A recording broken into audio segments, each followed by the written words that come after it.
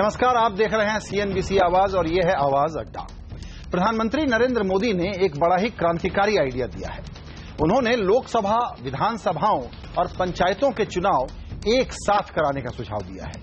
मोदी जी की दलील यह है कि इससे राजनीतिक कार्यकर्ताओं को जनता के काम के लिए, विकास के लिए ज्यादा वक्त मिलेगा और पैसे भी बचेंगे। सुनने में यह आइडिया अच्छा लगता है, लेकिन यह कितना व्यवहारिक है, इस पर विपक्षी पार्टियां और विशेषज्ञ क्या कहते हैं। दूसरी तरफ एक बड़ा सवाल यह है कि चुनाव के सुधार के और राजनीतिक सुधार के जो असली मुद्दे हैं, क्या राजनीतिक पार्टियां उनको भी प्राथमिकता देगी।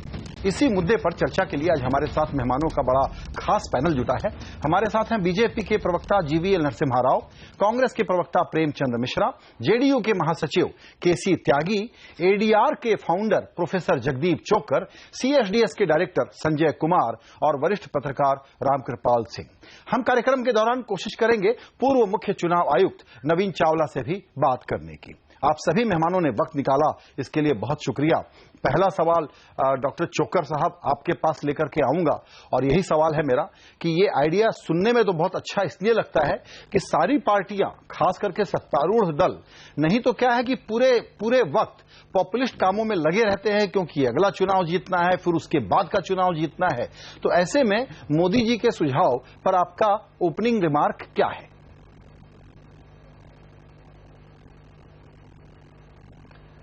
देखिए, बात यह है कि जब देश में लोकतंत्र शुरू हुआ था तो सारे चुनाव एक साथ ही होते थे। कुछ ऐसे कारण बने जो कि किसी भी लोकतंत्र में बनने के पॉसिबिलिटी रहती है कि चुनाव अलग अलग होने शुरू हो गए। अब जैसा हो रहा है पिछले 20, 25, 30 साल से वो देखा जा रहा है। एक सवाल तो ये है कि ये कहना कि राजनीतिक कार्यकर्ता चुनाव के काम में लगे रहते हैं।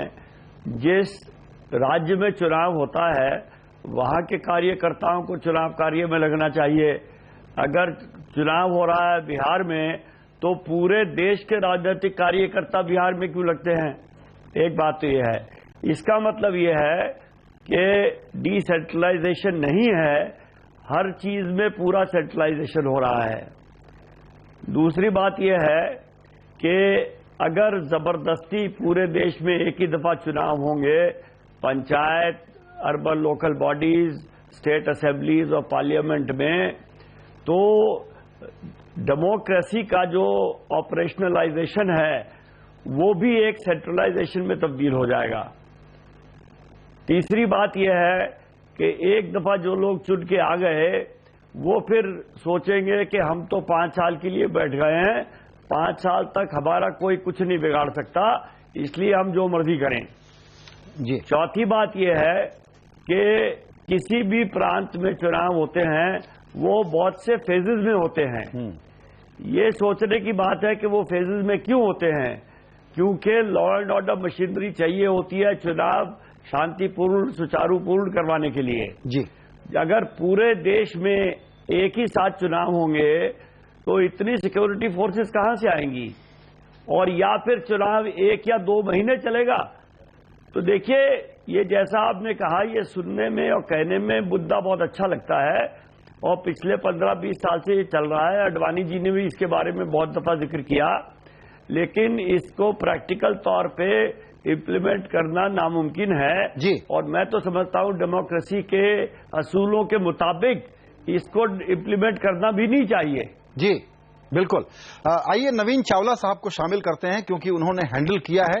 आपने एक बात कही है कि इम्प्रैक्टिकल है, दूसरी बात आपने कही है कि डेमोक्रेसी की मजबूती के लिए, क्योंकि अभी वो वर्क इन प्रोग्रेस है, ये बेहतर है कि चुनावों को नियंत्रित या केंद्रीकृत, सेंट्रलाइज करने की कोशिश न की जाए।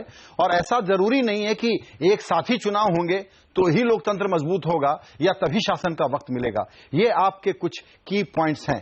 चावला साहब, आप चोकर साहब की बात पर कैसे रिएक्ट करेंगे? जाहिर है कि आप अपना मूल विचार भी रखिए, लेकिन वो एक तरीके से इस आइडिया को खारिज कर रहे हैं। मैं चोकर साहब के साथ इस हद तक अग्री करता हूं कि सेंट्रल फोर्सेस सारे इलेक्शंस के लिए यदि सारे शामिल हो जाएं इकट्ठे, तो उनके लिए सेंट्रल फोर्सेस कहाँ से आएंगी, कितनी आएंगी, ये एक प्रैक्टिकल प्रॉब्लम जरूर हो सकती है। क्योंकि आज के दिन जब भी इलेक्शंस होते हैं, हर एक पॉलिटिकल पार्टी को उनकी ये डिमांड होते हैं कि हम लोकल फोर्सेस पे डिपेंड नहीं कर सकते, उन पे इतबार नहीं कर सकते, हमें सेंट्रल फोर्सेस चाहिए। पर बहरहाल यदि ये प्रॉब्लम सॉल्व हो सके तो एक और भी कठिनाई होगी, और वो ये है कि हमें फिर ईवीएम्स को ज्यादा तादाद में भी चाहिए, क्योंकि अभी तो स्कैटर्ड है, मेरा मतलब फेज इलेक्शन भी हैं तो मैनेज कर लेते हैं। पर ये एक प्रॉब्लम है जो उसका भी हल निकल सकता है। तो ये दो प्रैक्टिकल इश्यूज जरूर हैं। पर ये कह के मैं ये फिर भी कहूंगा कि ये जो मुद्दा है जो पहले अडवाणी जी ने भी रेज किया है, नची अप्पन साहब ने रेज किया था जब वो पार्लियामेंट्री कमेटी के वो सदस्य थे, और आई थिंक सोमनाथ चैटर्जी भी कह चुके हैं। तो I think that it is a good idea if we can try and coincide the elections. क्या है कि जब एक और प्रॉब्लम हो जाती है कि जब हम इलेक्शंस करते हैं, हम पे बड़ी क्रिटिसिज्म आती है कि ये मॉडल कोड ऑफ कंडक्ट इतना ये बढ़ रहा है। मिसाल के तौर पे जब 2008 में हमने वो जम्मू एंड कश्मीर में इलेक्शन करी थी, तो पहले तो हमने असेंबली करी, उसके कुछ महीने के बाद जनरल इलेक्शन आ गई, फिर बाई इलेक्शंस भी थे, तो करीबन 7-8 महीने मॉडल कोड लगातार रहा, और वहां क्रिटिसिज्म ये थी कि कोई डेवलपमेंट का काम हो नहीं रहा जी। तो ये भी देखते हुए मैं समझता हूँ कि in any case constitutional amendment की जरूरत है, क्योंकि कॉन्स्टिट्यूशन में तो 5 साल का वो टर्म है, पार्लियामेंट का भी, असेंबलीज का भी। इसके लिए जब तक राजनीतिक ये पूरी एग्रीमेंट ना हो पॉलिटिकल पार्टीज में, ये आइडिया आगे चल नहीं सकता। पर मैं समझता हूँ कि ये पॉलिटिकल पार्टीज के साथ डिस्कस करना चाहिए। जी बिल्कुल, आपका कहना है कि पॉलिटिकल पार्टीज के साथ डिस्कस करना चाहिए। जीवीएल नरसिम्हा राव, आपने 2 विशेषज्ञ ओपिनियन सुने, दोनों को रिजर्वेशन है और उन्होंने रिजर्वेशन आपके सामने रखे, आपने सुना है उनको। आप पॉलिटिकल पार्टियों को कैसे कन्विंस करेंगे कि ये अच्छा आइडिया है, खास करके अभी का जो संबंध है पक्ष और विपक्ष का, उसकी बुरी हालत को देखते हुए? ये आइडिया मतलब नॉन स्टार्टर कह सकता हूं मैं। संजय जी, आप मुझे भी विशेषज्ञों की कैटेगरी में गिनना चाहें? एब्सोल्युटली, हाँ। आपका हम भूल जाते हैं, बीजेपी प्रवक्ता के अलावा परिचय ये भी है कि आप घनघोर विशेषज्ञ हैं सिफोलॉजी के और चुनाव के। और ये कोई पार्टी विशेष मुद्दा नहीं है जी, इसलिए मैं केवल पार्टी के प्रवक्ता के रूप में अपने विचार नहीं रखना चाहूंगा। और जो 2 विषय जो बताए हैं विशेषज्ञों ने, मुझे इसको लेकर थोड़ा आश्चर्य है, क्योंकि जब सारे राजनीतिक पार्टियां एक अच्छे सुझाव, एक देश के गवर्नेंस को बढ़ावा देने के लिए एक सर्वसहमति से एक सोच आगे बढ़ा रहे हैं, तो विशेषज्ञों को इनको खिलाफ कुछ कहना, मुझे लगता है कहीं ना कहीं इसमें विरोधाभास दिखता है। सबसे पहले जब हम सेंट्रल फोर्सेस की बात कर रहे हैं, जब लोकसभा चुनाव होते हैं उसमें पूरे देश भर में वोट होता है, हर मतदाता उसमें वोट देता है। ये 7 असेंबली इलेक्शन हुआ, क्या उसके लिए एडिशनल फोर्सेस लगानी पड़ेंगे क्या? मुझे नहीं लगता है इसकी कोई जरूरत होगी, क्योंकि दोनों चुनाव हर पोलिंग स्टेशन में होंगे। तो इसलिए सेना बल जो हमारे पास है लोकसभा चुनाव के, उसके साथ विधानसभा को ये कोई विषय है ही नहीं, नंबर 1। और जहां तक ईवीएम्स का सवाल है, नवीन चावला जी ने खुद कहा है उसके लिए प्रावधान करना पड़ेगा। यदि प्रावधान हो जाता है तो वो बड़ी कठिनाई नहीं है। ये हो सकता है कुछ 2000-3000 करोड़ रुपए का इन्वेस्टमेंट करना पड़ सकता है, और जब हम अलग अलग चुनावों से कितना पैसा बचाएंगे आप उसका अंदाज करेंगे। ये जो खर्चा है ये मामूली खर्चा होगा, बचाव बहुत ज्यादा होगा। और सबसे एक विषय है, सभी राजनीतिक पार्टियों को इस विषय से एक प्रॉब्लम ये होता है कि लगातार, खासकर राष्ट्रीय पार्टियों के लिए, आप साल भर, ये 5 साल अब केंद्र में सत्ता में है, आप हर साल 4 राज्यों में, 5 राज्यों में चुनाव लड़ रहे हैं, और हर 3 माह में एक बार कहीं बाई इलेक्शन हो जाता है, तो एक परीक्षा का घड़ी हो जाता है। सारे जो चीफ मिनिस्टर हो, ये सबकी ध्यान उस तरफ चले जाता है। और ये डेमोक्रेसी के खिलाफ कैसा है, मुझे इसका समझ में, इसकी जो कोई जवाब मुझे ठीक बात है। आइए थोड़ा ठीक समझ में नहीं आया। जी आइए थोड़ा विषय और खोलते हैं। जीवीएल, एक बात चोकर साहब ने बड़े एकेडमिक एक्सपर्ट ढंग से कही, उसको मैं अपने रिपोर्टर अंदाज में कह देता हूं, और वो ये है कि मोदी साहब एक तरीके से ये भी कह रहे हैं कि भाई मुझ अकेले के भरोसे कैंपेनिंग करवाएगी अगर मेरी पार्टी तो कैसे चलेगा। चोकर साहब कह रहे हैं कि राज्यों का काम है, राज्यों का चुनाव, राज्य के नेता लड़ें, लेकिन पूरा केंद्रीय नेतृत्व, खास करके हमारे प्रधानमंत्री जी को जितना बोझ उठाना पड़ता है, जितना वक्त देना पड़ता है, तो आपके स्टार कैंपेनर ये कह रहे हैं कि मेरा टैलेंट क्रंच भी एक प्रॉब्लम है मेरी पार्टी में, इसलिए भी मुझे भी थोड़ा रिलीफ मिलेगा। नहीं संजय जी, ये हर राष्ट्रीय पार्टी के लिए ये एक छोटा विषय हो सकता है, बट लेकिन ये बड़ी कारण नहीं है जी। मैं आपको अब किसी भी पार्टी के, किसी भी राज्य के आप मुख्यमंत्री से पूछिए, ये लगातार चुनावों के जो सिलसिला है, ये कहीं ना कहीं आपकी फोकस को डाइवर्ट करता है, आपको एक बाधा के रूप में सामने खड़ा होता है, और डेमोक्रेसी के इससे किसी प्रकार की खतरा कोई खतरा नहीं है। ठीक है, आप लोकसभा में 2014 में हम चुनाव जीते देश भर में, और कुछ राज्यों में हमने सफलता नहीं लिया। बिल्कुल, तो इसका मतलब ये नहीं कि दोनों साथ होते, हम वेस्ट बंगाल में सरकार बना देते 2014 में, तमिलनाडु में हमारी सरकार बन जाती, ऐसे तो स्थिति नहीं है। देखिए, इसमें दो बात है, आप बिल्कुल ठीक कह रहे हैं। ऑन अ सीरियस नोट, केसी त्यागी जी, आप इस बात के लिए तो आलोचना कर सकते हैं कि मोदी जी चाहते होंगे कि उनके एक बड़े ओवर आर्चिंग अम्ब्रेला में और उनकी पर्सनालिटी की छाया में कुछ राज्य लिफ्ट हो जाएंगे अगर बीजेपी का हाल वहां अच्छा नहीं होगा, उनको तो सूट करता है। लेकिन इस सुझाव के पीछे एक सीरियस कन्फेशन है पॉलिटिकल क्लास का, वो ये है कि इलेक्टोरल एक्सपीडियंसी में, पॉपुलिज्म के चक्कर में ऐसा व्यस्तता हो जाती है कि अगर कुछ काम जनहित के हैं, भले ही जनप्रिय न हो, तो उसको करने में सोचना पड़ता है किसी भी पार्टी को। तो दरअसल ये सुझाव बहुत अच्छा है और डेमोक्रेसी को और पॉलिटिकल मैच्योरिटी की तरफ ले जाने वाला है। त्यागी जी, संजय जी, हम खाली विरोध के लिए विरोध करते हैं ऐसा मत मानिए आप। हम तो 40-45 साल अपने जो मित्र बैठे हैं नरसिंहा जी, इन्हीं की पार्टी के साथ हम लोग रहे हैं, और उस समय कांग्रेस पार्टी के जो गलत काम थे उसका विरोध करते रहे। असल में बहस जो जिस विषय पर होनी चाहिए उससे भटक गई है। ये चुनाव एक साथ होने चाहिए, ये एक आइडियल स्थिति है। ये चुनाव एक साथ क्यों नहीं हो रहे हैं, इस पर चर्चा आपने नहीं की। 1967 तक विधानसभा लोकसभा के चुनाव साथ ही होते थे। पहली बार गैर कांग्रेसी सरकारें बनी 9 राज्यों में, और उनकी उम्र लंबी नहीं हो पाई, सर्टेन एंड वेरियस रीजन, उसका मैं जिक्र नहीं करूंगा। नंबर 1। नंबर 2, 74 के बाद जो सरकारें दिल्ली में आई, जयप्रकाश जी का जब आंदोलन था, हमने सारी विधानसभाएं भंग कर दी, फिर 7 चुनाव कराए, फिर इंदिरा जी आई, उन्होंने हमारी भंग कर दी। तो ये जो राज्यों की बीमारियां हैं, एक तो आर्टिकल 356 आप समाप्त कीजिए। अभी अरुणाचल में वहां इस्तेमाल हुआ, और आपकी जानकारी के लिए संजय जी, 103 बार राष्ट्रपति शासन लग चुका है। चोखर साहब और चावला साहब बैठे हैं, और संजय जी बैठे हैं CSDS वाले, ये पार्टियों के दायरे से ऊपर लोग हैं। क्यों नहीं आप फिर एक दल बदल समाप्त कीजिए? जब तक दल बदल रहेगा, लोकसभा विधानसभा के चुनाव साथ नहीं रह सकते। आप क्यों नहीं कानून बनाते? चोखर साहब करते रहते हैं ADR के आर के जरिए, ये CSDS भी करती है। आज जो आदमी दल बदल करता है, 5 साल तक उसको कोई पद नहीं मिलेगा, दल बदल बंद हो जाएगा। दल बदल बंद हो जाएगा तो विधानसभाओं के जो शेप खराब हो रहे वो बंद हो जाएंगे। जी, ये आर्टिकल 356 इस्तेमाल अब कहीं नहीं होगा, कभी भी नहीं होगा।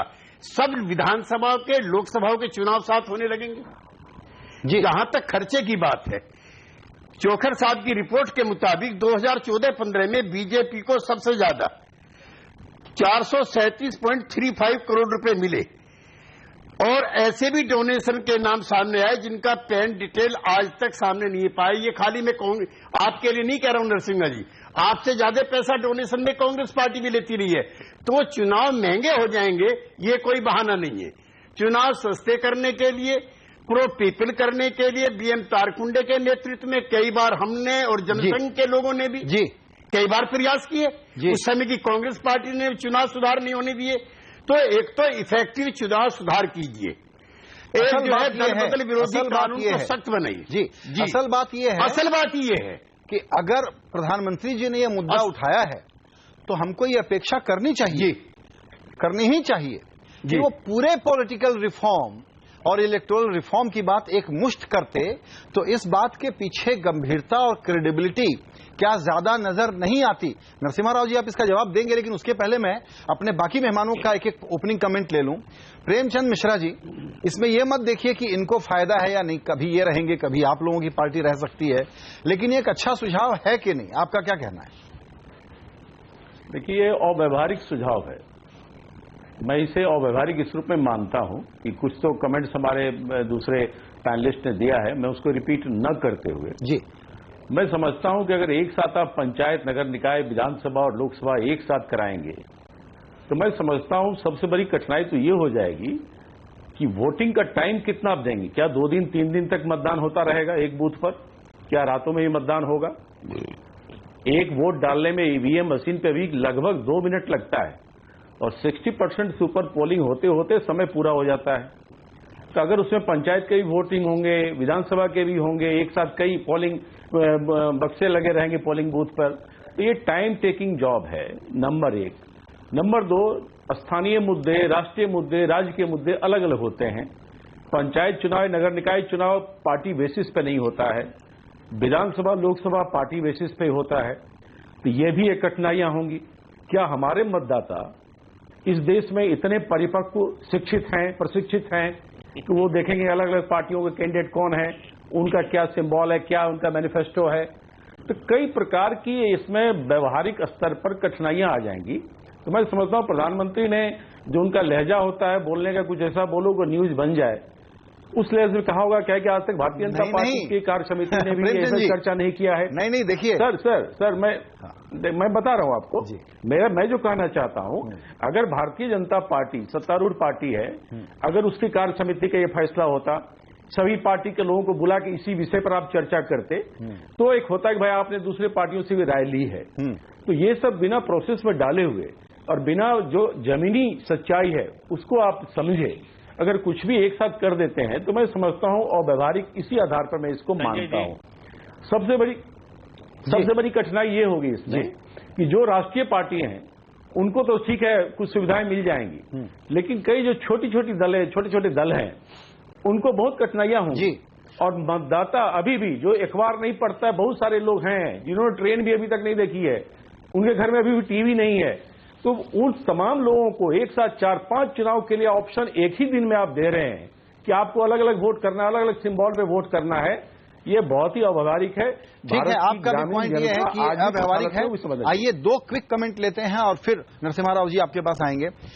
संजय जी और रामकृपाल जी से मेरा सवाल होगा। पहले संजय जी, आपका क्या कहना है? आप सिफोलॉजी के हिसाब से भी और सामाजिक सर्वेक्षण के हिसाब से भी देखते हैं। प्रेमचंद जी की इस बात से मैं बहुत ज्यादा सहमत नहीं हूं, बिल्कुल सहमत नहीं हूं दरअसल, कि वोटर को शिक्षण प्रशिक्षण की जरूरत है। वो हम सबसे ज्यादा विवेकवान है और कमाल के फैसले करता है, और बड़ा चुनाव क्या होता है, छोटा चुनाव क्या होता है, ये वो ठीक से समझता है। लेकिन मोदी जी का इरादा क्या है?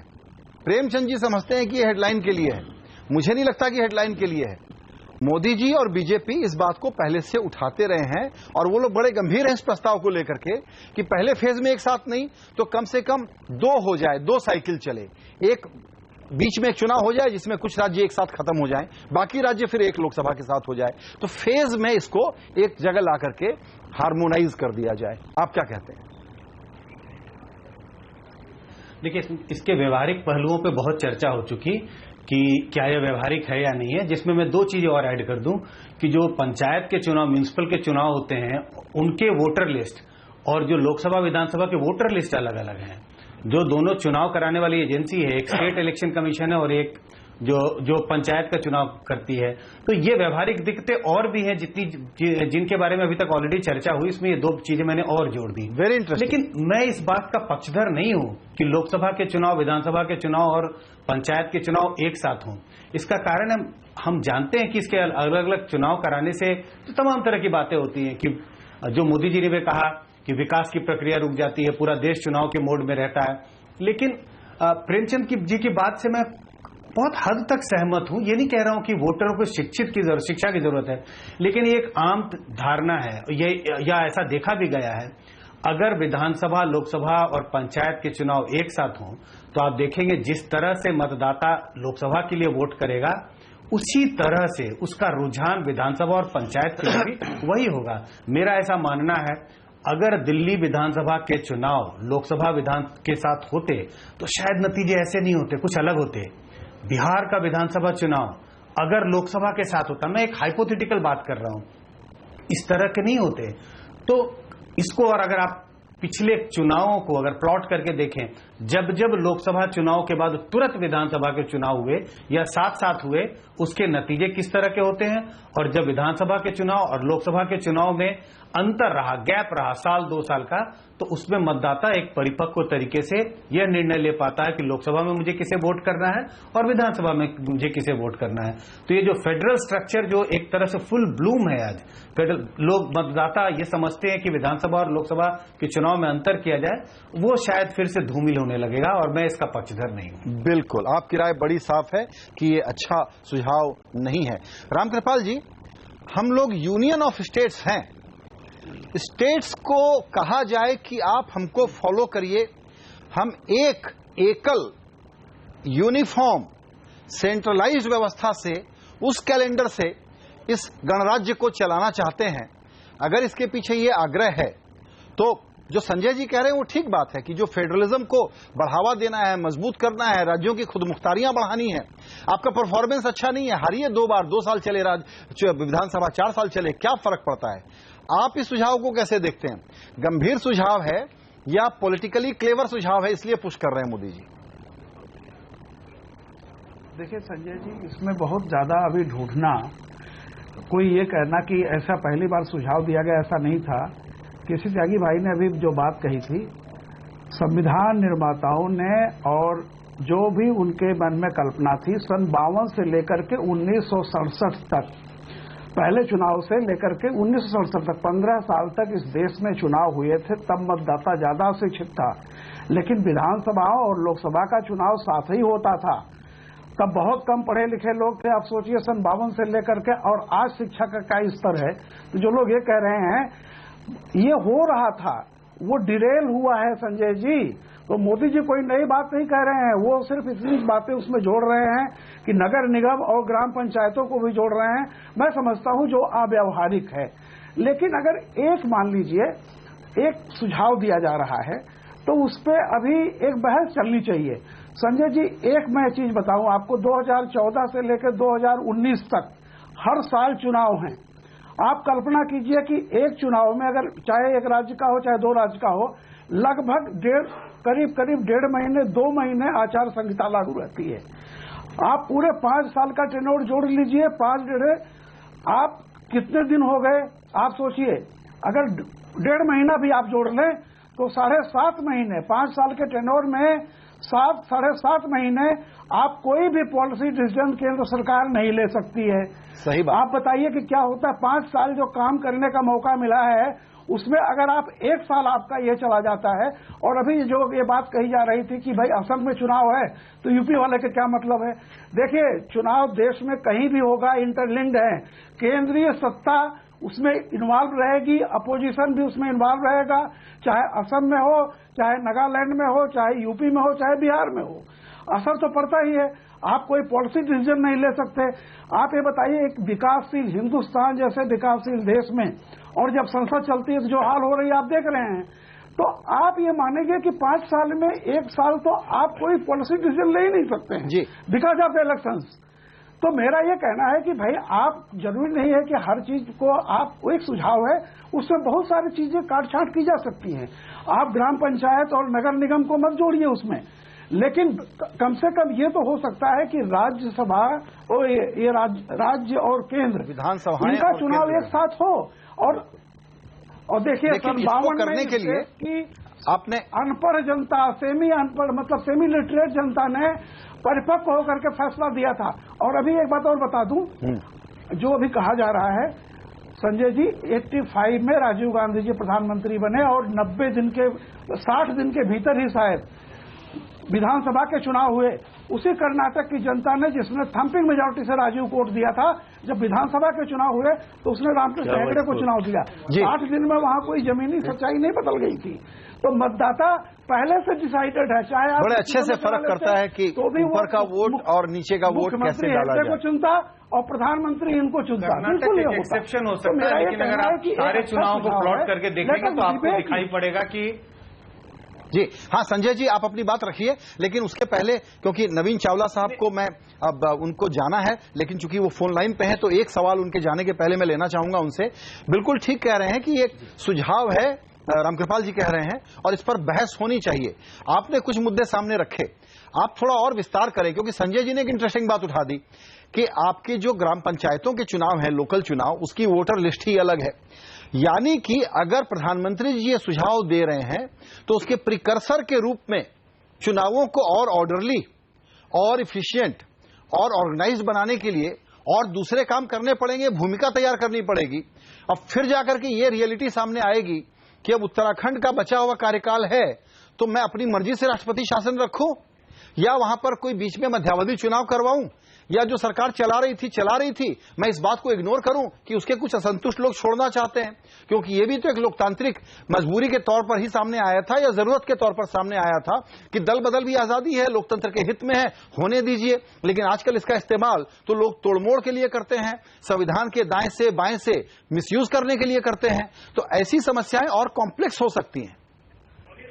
चावला साहब,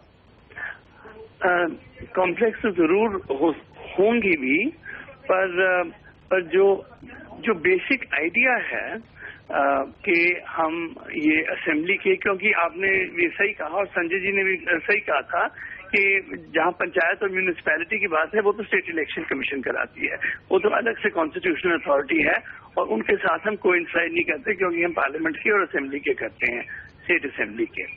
तो पर फिर भी ये जो मुद्दा है ये पहले भी उठा है। जैसे मैंने कहा था, अडवाणी जी कई बार उन्होंने उठाया था, हमने इलेक्शन कमीशन में भी इसकी इंटरनली हमने कंसिडरेशन भी, सोमनाथ जी ने भी उठाया है, कईयों ने उठाया है और रिसेंटली पार्लियामेंट्री कमेटी में उन्होंने पैराग्राफ भी इस मुद्दे पे लिखा है। पर इस पे जब तक सारी पॉलिटिकल पार्टीज इकट्ठी ना आए, वो जब तक इकट्ठी ना हो, और क्योंकि ये डिसीजन इसेंशियली एक एडमिनिस्ट्रेटिव डिसीजन नहीं है, इलेक्शन कमीशन तो एक अंपायर है, एक मशीनरी है, ये तो है पॉलिटिकल डिसीजन। बिल्कुल, क्योंकि यू आर राइट के 71 के बाद 69 तक तो इकट्ठे हो रहे थे और फिर 20 साल के बाद ये अलग अलग हो गए हैं और विभिन्न रीजन है। अब क्या है कि यदि आप शामिल कर दें सबको और किसी असेंबली को डिसॉल्व होना हो तो उसका टर्म कब तक चलेगा? अब 5 साल तो प्रेसिडेंट रूल नहीं चल सकते। आप इमेजिन करिए कि आज इलेक्शन हुए हैं, पार्लियामेंट के भी हुए हैं इलेक्शन और असेंबली के भी हुए हैं, 1 साल के बाद समझो वो असेंबली किसी कारण से डिसॉल्व हो गई। अब चार बाकी जो रिमेंडर 4 साल हैं उसमें प्रेसिडेंट रूल तो चल नहीं सकता, तो क्या मिड टर्म पोल होगी? तो क्या इलेक्शंस कुछ एडवांस होंगे, कुछ इलेक्शंस क्या डिले होंगे? ये सारी चीजें इतनी समस्याएं हैं कि जब तक कि आप डिस्कस ना करें, क्योंकि कॉन्स्टिट्यूशनल अमेंडमेंट के बिना ये तो गाड़ी आगे चल ही नहीं सकती और कॉन्स्टिट्यूशनल अमेंडमेंट कोई आसान नहीं है आजकल। एब्सोल्युटली। जीवीएल नरसिम्हा राव, आप इस बात का जवाब देना चाहेंगे? तो एक चीज और मैं कहना चाह रहा हूँ जो त्यागी जी के कमेंट से जुड़ा हुआ है, और वो ये है कि वो इलेक्टरल रिफॉर्म्स का मुद्दा बहुत बार उठा है और इलेक्टरल रिफॉर्म्स में इलेक्शन कमीशन ने भी कई बार चिट्ठियां लिखी हैं सरकार को। उसके अलावा चोकर जी ने भी लिखी, एडीआर सुप्रीम कोर्ट कई बार गए हैं। तो जब ये चीजें डिस्कस हो रही हों और ऐसा इम्पोर्टेंट मुद्दा डिस्कस हो रहा हो तो उसमें जो बाकी मेन जो इश्यूज हैं जो इलेक्शन कमीशन रेज कर रही है, हालांकि आपके इस डिस्कशन के साथ डायरेक्टली कंसर्न नहीं है, फिर भी मैं रेज कर रहा हूं। 2 चीजें जो बहुत समस्या क्रिएट कर रही हैं, एक तो ये है मनी पावर और दूसरा ये है क्रिमिनल पावर जो चल रही है। तो इस पे मैं भी थोड़ा ठीक बात है। नहीं सर, बिल्कुल बिल्कुल आपने अपनी बात रखी और मैं ये कहना चाहता हूं कि नहीं, ये बिल्कुल लिंक्ड है हमारी आज की डिबेट से। जीवीएल आपके पास आऊंगा, लेकिन उसके पहले इसी तरह का कुछ और पॉइंट चोक्कर साहब भी जरूर जोड़ना चाहेंगे, वो ले लेते हैं, फिर आप तीनों पॉलिटिकल प्रवक्ताओं का कमेंट उस पर आना चाहिए। आप लोग हमेशा चुनाव घोषणा पत्रों में वादा करते हैं चुनाव सुधार का, राजनीतिक सुधार का, लेकिन आप आरटीआई के दायरे में आने को तैयार नहीं, आप आंतरिक पारदर्शिता लागू करने को तैयार नहीं। इनर डेमोक्रेसी कैसी चलती है, ये कोई छुपा हुआ नहीं है मसला। तो अगर एक लोकतांत्रिक और सुशासन का स्वर्ण काल लाने की इतनी ज्यादा आप लोगों में एंथुजियाज्म है और उत्साह है, तो भाई साथ में पूरा पैकेज दे दीजिए हमको। चोकर साहब, चावला साहब ने जो बात कही उसमें मैं चाहता हूं कि आप भी पॉइंट ऐड करें कि पॉलिटिकल रिफॉर्म, इलेक्टोरल रिफॉर्म और फंडिंग, इस पर पॉलिटिकल पार्टियां लिप सर्विस से ज्यादा कुछ करने को तैयार नहीं है। मोदी जी की सरकार से उम्मीद थी कि ठोस और बड़े कदम उठाएंगे और क्रोनिज्म को और मनी पावर को और मसल पावर को सबको खत्म कर देंगे। क्या उस पर कुछ सुनाई पड़ता है आपको?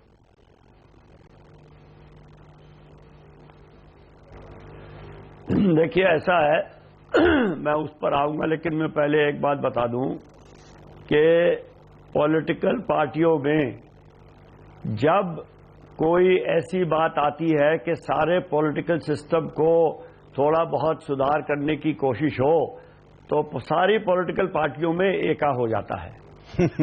अब आपने ही जिक्र किया, ये आरटीआई वाली बात है। 13 मार्च 2013 को सीआईसी ने कहा, 2 साल की हेयरिंग होने के बाद, जिसमें पॉलिटिकल पार्टियों ने पूरी तरह से हिस्सा लिया, राजनीतिक नेता भी आए, वकील भी आए उनके, जब सीआईसी ने फुल बेंच ने कहा कि 6 राष्ट्रीय पॉलिटिकल पार्टियां आरटीआई के दायरे में आती हैं, तो सीआईसी का फैसला मानने से सरासर इनकार कर दिया गया और अब मामला सुप्रीम कोर्ट में है। सुप्रीम कोर्ट में भारत सरकार ने जवाब दिया हुआ है कि पॉलिटिकल पार्टियां आरटीआई के दायरे में नहीं आनी चाहिए। किसी पार्टी ने नहीं, भारत सरकार ने और सीपीएम ने जवाब दिया है, अभी किसी बाकी पार्टी ने जवाब दिया नहीं है। तो दूसरी बात यह है कि इलेक्टोरल रिफॉर्म और पॉलिटिकल रिफॉर्म, त्यागी जी ने बिल्कुल सही कहा कि जब तक पॉलिटिकल रिफॉर्म नहीं होगा तब तक ये छोटी मोटी बात करने का कोई फायदा नहीं है। उन्होंने तो आर्टिकल 356 और एंटी डिफेक्शन लॉ की बात की है और बहुत मुद्दे हैं। इलेक्टोरल रिफॉर्म की बात पिछले 40 साल से हो रही है। मनी पावर की बात 40 साल पहले सुप्रीम कोर्ट ने अमरनाथ चावला वर्सेस केदारनाथ सानी केस में कही थी। तो रिफॉर्म करने की इच्छा बिल्कुल नहीं है। मनी पावर और क्रिमिनल पावर की बात चावला जी ने कही। प्रधानमंत्री ने अपने इलेक्शन कैंपेन में कम से कम 2 भाषणों में कहा और राज्यसभा में अपने भाषण में कहा कि जितने एमपीज के खिलाफ क्रिमिनल केस हैं उनका 1 साल में फैसला हो जाएगा। बिल्कुल। जो कन्विक्ट हो जाएंगे उनको निकाल दिया जाएगा, जो बरी हो जाएंगे उनको रखा जाएगा। अब 2 साल होने को आए हैं, कुछ नहीं हुआ। तो मेरा ये मानना है कि ये सारी बातें तो होती रहती हैं और होती रहेंगी जी। ये जो इकट्ठे इलेक्शन करवाने की बात है, ये भी पिछले 20 साल से हो रही है। इस पे चर्चाएं कोई कम नहीं हुई हैं अभी तक। बिल्कुल। लेकिन मुझे ये लगता है, मुझे ये शक संदेह है कि ये एक मुद्दा छोड़ दिया गया है डिस्कशन करवाने के लिए।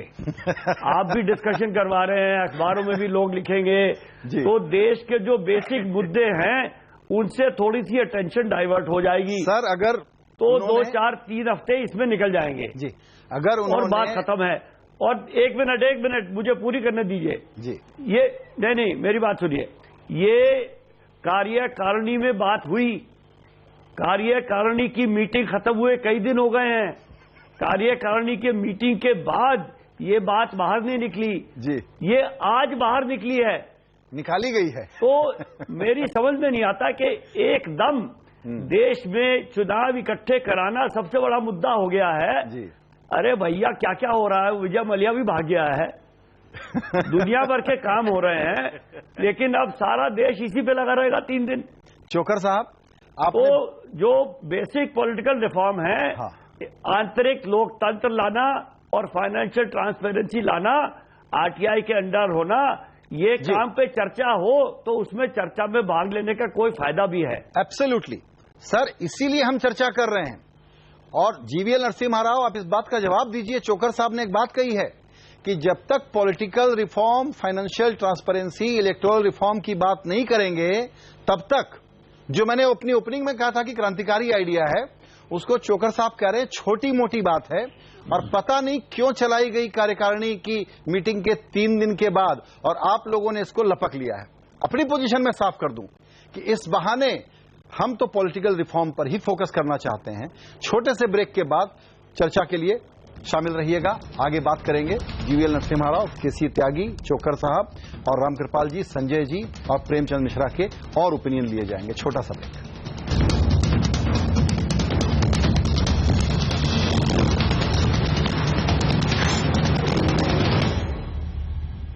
सीएनबीसी आवाज अड्डा पर चर्चा हो रही है प्रधानमंत्री जी के उस सुझाव पर, जिसमें उन्होंने कहा है कि हर वक्त चुनाव होने से राजकाज के लिए वक्त कम मिलता है कार्यकर्ताओं को, तो सारे चुनाव को एक मुश्त एक साथ 5 साल में एक बार कराना चाहिए, भले लोकसभा का चुनाव हो, विधानसभा का हो या स्थानीय निकायों के चुनाव हो।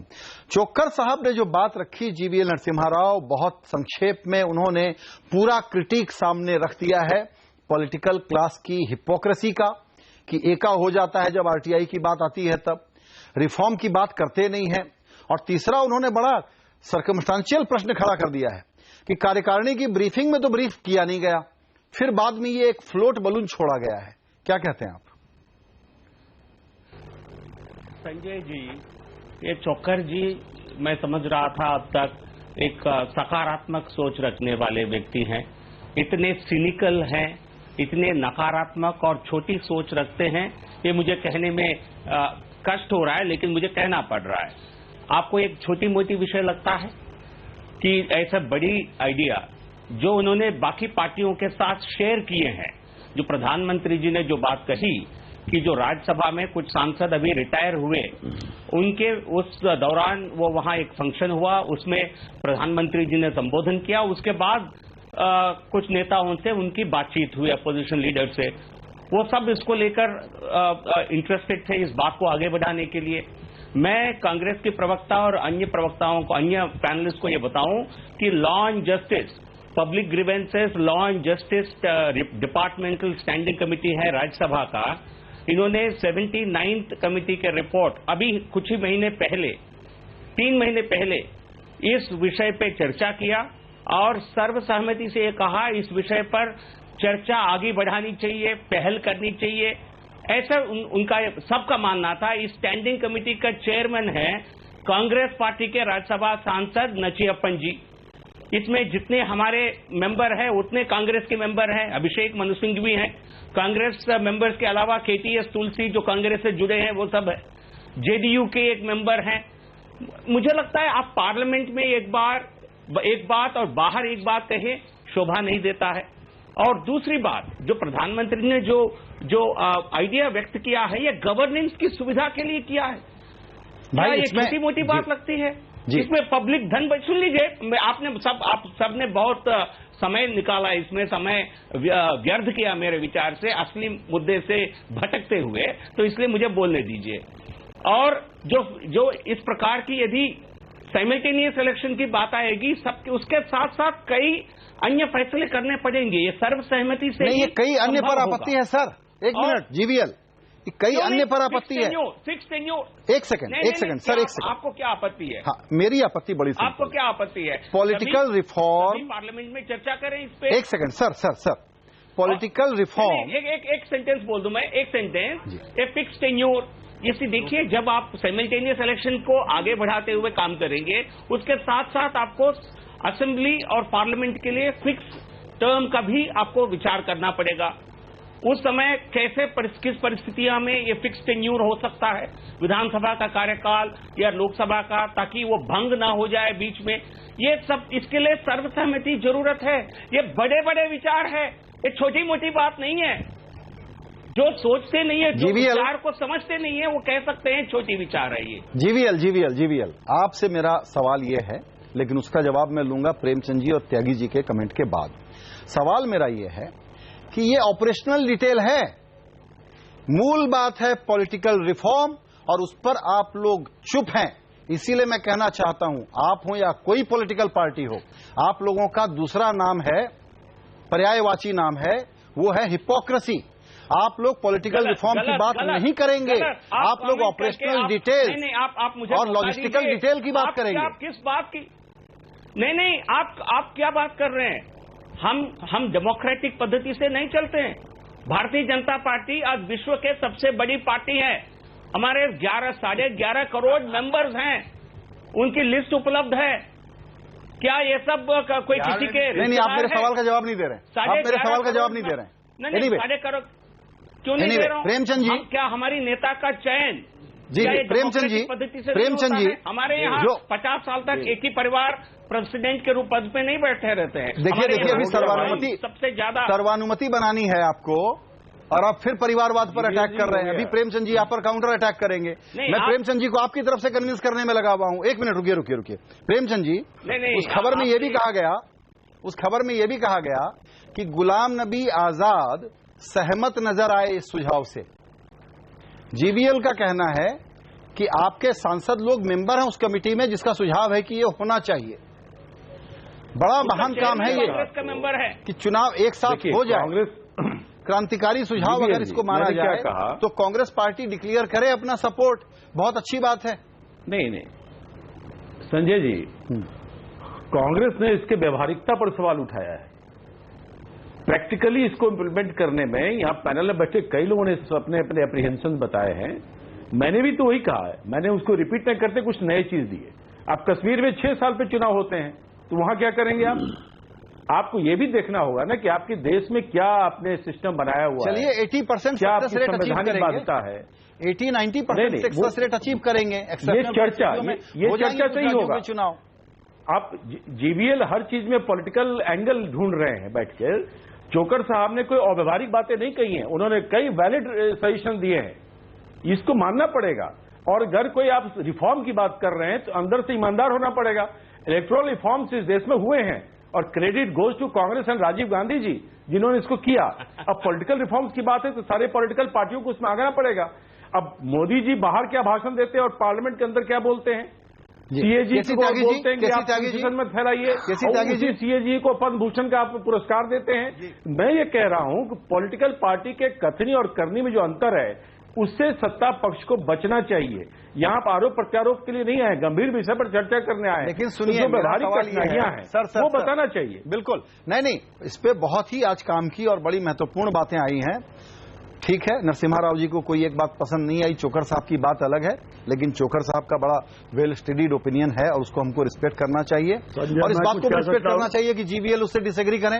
लेकिन केसी त्यागी जी, आपसे मेरा सवाल यह है, क्योंकि आप थोड़ी अलग टाइप की पार्टी हैं, कांग्रेस और बीजेपी जैसी नहीं है, पॉलिटिकल हिपोक्रेसी के साथ इलेक्टोरल रिफॉर्म और पॉलिटिकल रिफॉर्म की बात किए बगैर ये सब जो आइसिंग ऑन द केक की बात करते हैं, मार्जिन के इश्यूज की बात करते हैं, ऑपरेशनल डिटेल्स की बात करते हैं कि कैलेंडर ऐसा बना लें वैसा बना लें, इससे लोकतंत्र मजबूत नहीं होगा।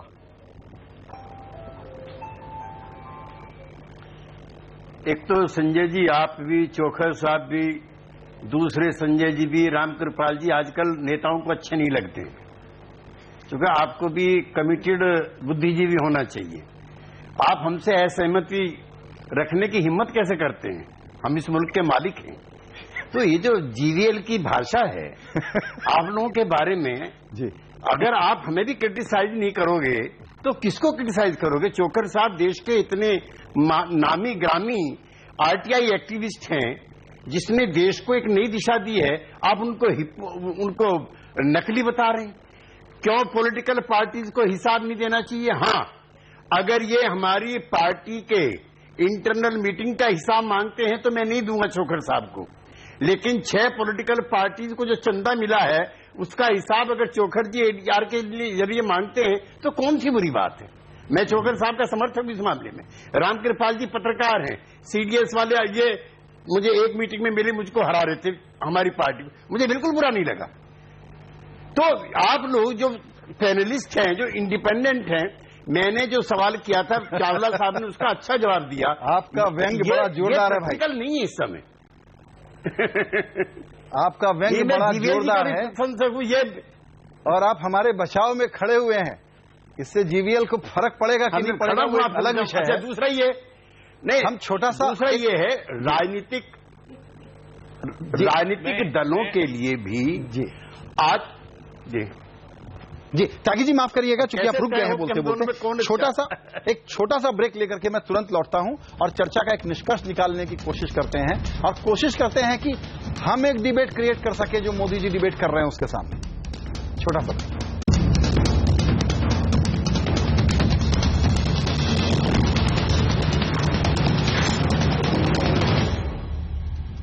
CNBC आवाज पर चर्चा हो रही है बहुत अहम विषय पर, और वो ये कि देश में चुनावों का कैलेंडर क्या हो, ये बड़ा विषय है या चुनाव सुधार और पॉलिटिकल रिफॉर्म ज्यादा बड़ा विषय है।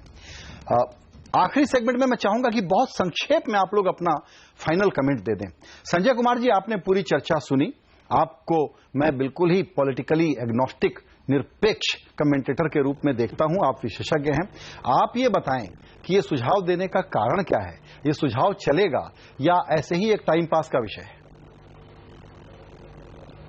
अब मैं बिल्कुल ये तो नहीं कहूंगा टाइम पास का विषय है, लेकिन आपने जो पहले बाइनरी जी किया कि पॉलिटिकल रिफॉर्म्स जरूरी है या इलेक्टोरल रिफॉर्म जरूरी है, इसमें दो मत बिल्कुल ही नहीं है। पॉलिटिकल रिफॉर्म्स की ज्यादा जरूरत है देश को, इलेक्टोरल रिफॉर्म्स बाद में। अगर पॉलिटिकल रिफॉर्म्स होंगे अपने आप इलेक्टोरल रिफॉर्म्स की दिशा में हम आगे बढ़ेंगे।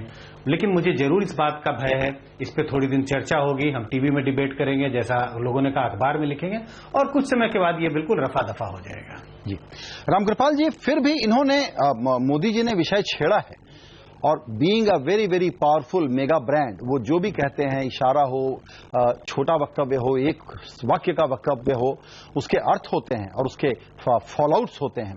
जाहिर है कि मोदी जी के दिमाग में एक प्लान हो सकता है कि चुनावों के कैलेंडर को एक करना, राज्यों के चुनावों में मैक्सिमम फायदा हो उनकी पार्टी का, ये उनका लेजिटिमेट एफर्ट हो सकता है। आपको लगता है कि ये एक ऐसे ही फ्लोट बलून है या दरअसल एक प्लान है इनके पास जो शायद आने वाले दिनों में अनफोल्ड होता हुआ दिखलाई पड़े? रामकृपाल जी। संजय जी देखिए, एक बात तो सारे लोगों को आपने सुना और मानते हैं कि एक बात पर सबकी ये सहमति है कि बीमारी है। आप उसे इलेक्टोरल रिफॉर्म कहें, पॉलिटिकल रिफॉर्म कहें, जो भी कहें, लेकिन ये सब सहमत है कि बीमारी है।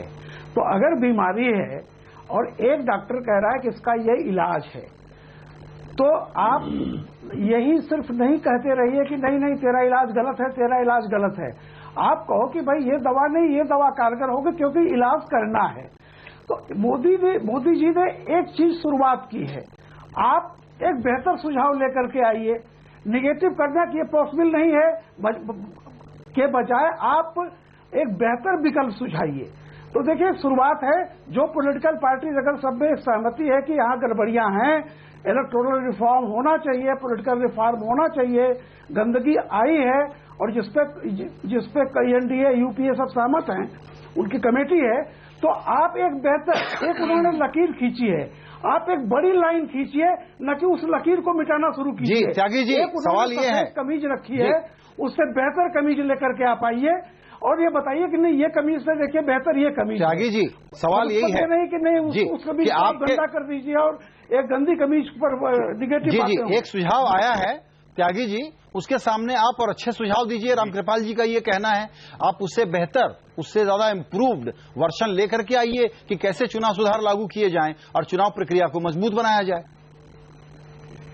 संजय जी, मैंने ये नहीं कहा है कि मोदी जी ने जो कहा है वो गलत कहा है।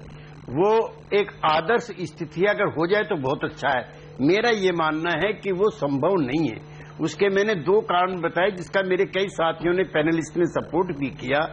जैसे अब या एक साथ चुनाव कैसे होंगे, अब 4 राज्यों में चुनाव हो रहे हैं। क्या ये 2019 में लोकसभा के साथ संभव है? आपने राष्ट्रपति शासन लगा दिया उत्तराखंड में, अभी आपने अरुणाचल में सरकार बना ली, कल को मणिपुर की आपने सरकार फिर गिरा दी। मेरा ये कहना है रामकृपाल जी, बीमारी ये भी है कि दल बदल, जो जयप्रकाश जी के आंदोलन में भी उठा था, दल बदल पे रोक लगाइए ताकि उसकी उम्र 5 साल रहे विधानसभा। नहीं, बिल्कुल सही है, आपकी बात से पूरी तरह सहमत हूं। बिल्कुल बिल्कुल जी प्रेमचंद जी। अच्छा दूसरा ये मैं भी इस बात का दूसरा ये मैं इस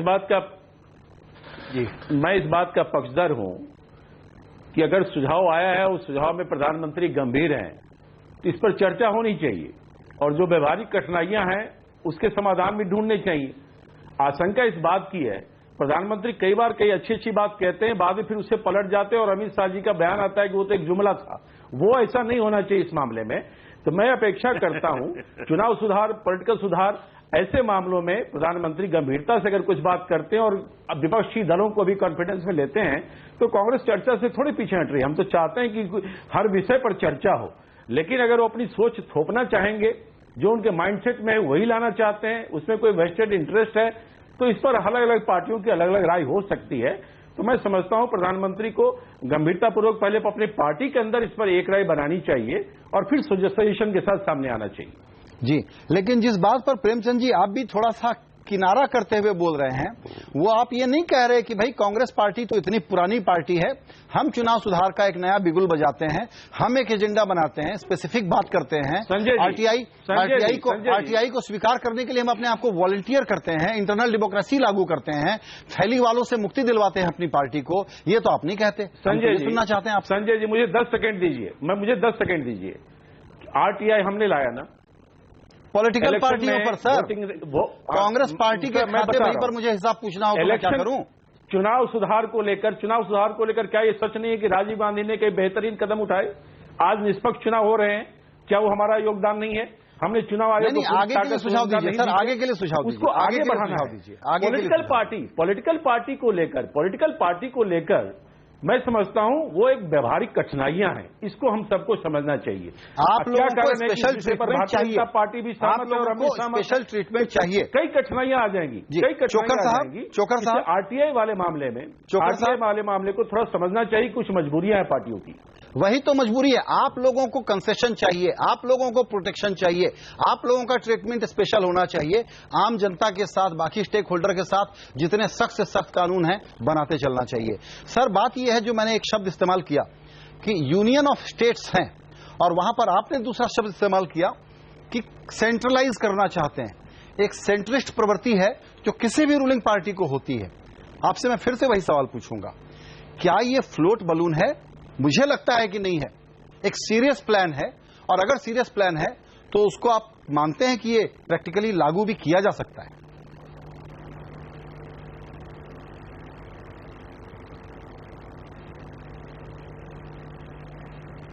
चोकर साहब।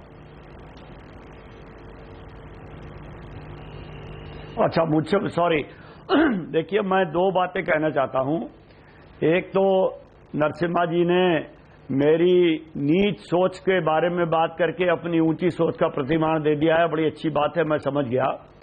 दूसरी बात यह है, उन्होंने पार्लियामेंट की 79th कमेटी की रिपोर्ट की बात की, वो रिपोर्ट मेरे सामने है, उसका मैं एक वाक्य पढ़ के सुनाना चाहता हूं, उससे पता लगेगा कि वो रिपोर्ट कितनी समझदार है। The need for simultaneous election to Lok Sabha and legislative assemblies has been felt by the electorate as elections have become big budget affair and expensive, and in most of the cases expenditures by the candidates are exceeding the ceiling fixed by ECI। अब इसके बारे में पहली बात तो electorate ने तो ये नहीं कहा कि ये होना चाहिए। दूसरे, इलेक्शंस अगर बिग बजट और एक्सपेंसिव हुए हैं तो वो भी इलेक्टोरेट ने नहीं कहा इसको एक्सपेंसिव करो। तीसरी जो सबसे अचंभे वाली बात है, ये पार्लियामेंट की कमेटी जिसमें सारे दल इन्वॉल्व हैं, वो लिख रहा है expenditure limit fixed by the election commission. इनको ये नहीं मालूम है कि इलेक्शन कमीशन सिर्फ एक रिकमेंडेशन देता है, ये लिमिट फिक्स सरकार करती है। ये सरासर गलत बात इस रिपोर्ट में लिखी हुई है जी। दूसरी बात, नरसिम्हा जी ने कहा कि इस रिपोर्ट में सर्वसम्मति से ये कहा गया है। इसी रिपोर्ट में 5 पॉलिटिकल पार्टियों के नाम हैं और उनकी स्टेटमेंट्स हैं जिन्होंने कहा है कि वो इससे एग्री नहीं करते। तो ऐसी बातों को लेके कहा, ये तरह की चीजें कहने से अगर कुछ असर पड़ता है तो भगवान भला करे। दूसरी बात यह, रामकृपाल जी ने कहा वक्त खत्म हो रहा है, बिल्कुल अच्छा सुझाव लेके आइए जी। सुझाव लेके आए हुए तो 15 साल हो गए हैं, सुझाव लेके तो सुप्रीम कोर्ट में गए हुए हैं। देखिए सर, सुझाव लेके तो बहुत कुछ कर चुके हैं, लेकिन सुझाव को कोई सुनता ही नहीं है। और यही बात है। दरअसल जीवीएल, मेरा वक्त खत्म हुआ, लेकिन एकदम छोटा सा जवाब चाहूंगा। आरटीआई के दायरे में आना, अपने खर्चे को पूरा करना, अभी 23 मार्च को लोग दिल्ली हाई कोर्ट ने फैसला दिया है। मेरा बिल्कुल खत्म हुआ चोकर साहब, वरना मैं चर्चा जारी रखता। जीवीएल, आपका लास्ट वर्ड, 10 सेकंड मेरे पास बचे हैं बड़ी मुश्किल से। सवाल मेरा ये है, हम नहीं मानेंगे कि आप लोग हिपोक्रेट हैं, हम नहीं मानेंगे कि आप लोग इसमें बहानेबाजी कर रहे हैं। सबको समय दिया, अगर आपको दे रहा हूं मैं आपसे सवाल के साथ, बिना चर्चा कर लेते सर। एक मिनट, बिना चर्चा कर लीजिएगा अगली बार। अरे भाई, आपको मैं समय दे रहा हूं, आप क्यों इस तरह से उद्दंडता दिखा रहे हैं? जीवीएल, आपके लिए मैं कार्यक्रम का समय बढ़ा रहा हूं। नहीं संजय जी, आपने सबको समय दिया, मेरे लिए 10 सेकंड का समय है आपके पास। अरे भाई साहब, उसको आप बर्बाद कर रहे हो यार। मैं ये कह रहा हूं कि मैं मान लूंगा कि आप हिपोक्रेट नहीं हैं अगर पॉलिटिकल रिफॉर्म का पैकेज आप सामने से पहल के तौर पर लेकर के आए, जिसके बारे में लिप सर्विस करते हैं, लाते नहीं आप लोग। पॉलिटिकल रिफॉर्म, इलेक्टोरल रिफॉर्म दो अलग अलग विषय नहीं। हम ये करेंगे उसके बाद ये करेंगे, या ऐसा कुछ नहीं होता है। प्रधानमंत्री मोदी जी मुख्यमंत्री के रूप में भी 12 साल काम कर चुके हैं, उनको अनुभव है एक मुख्यमंत्री के रूप में, अब प्रधानमंत्री के रूप में किस प्रकार की बाधा गवर्नेंस में डालता है, उस दृष्टिकोण से उन्होंने इस काम को, इस सुझाव को आगे बढ़ाया। किसी पर, जैसा कांग्रेस के प्रवक्ता कह रहे हैं, इसको थोपा नहीं जा सकता है। ये कॉन्स्टिट्यूशनल बड़ी एक अमेंडमेंट करना होगा, उसके लिए सभी बड़ी दलों की जरूरत और स्टेट गवर्नमेंट्स की जरूरत होगी, ये तभी संभव होगा। इसके साथ साथ कई सारे ऐसे रिफॉर्म्स हैं जो साथ ही आएंगे। तो मैं चौकर साहब को पर्सनली मैंने कुछ नहीं कहा, लेकिन उन्होंने कुछ राजनीतिक बात कह दी, वो रिपीट कर रहे हैं आप, मैं अपेक्षा नहीं करता हूं उनसे। बस हो गया, आपने अपनी बात रख दी। आप लोगों को कितना भी डेमोक्रेटिक होकर के पूरा वक्त दे दो, आप लोग प्रवक्ता लोग जो हैं बीजेपी के, ये लास्ट में जो जाते जाते शिकायत करते हैं ना, इससे पता लगता है कि पब्लिक डिबेट को आप लोग एलिवेट नहीं कर सकते। पब्लिक डिबेट को एलिवेट करना आपके बस में सब कुछ है, डिबेट को एलिवेट करना आपके बस में नहीं है। ये मेरी तरफ से मैं कहना चाहता हूं। जीवीएल, आपका इस चर्चा में शुक्रिया, शामिल होने के लिए बहुत शुक्रिया। बाकी मेहमानों का भी बहुत शुक्रिया। नमस्कार।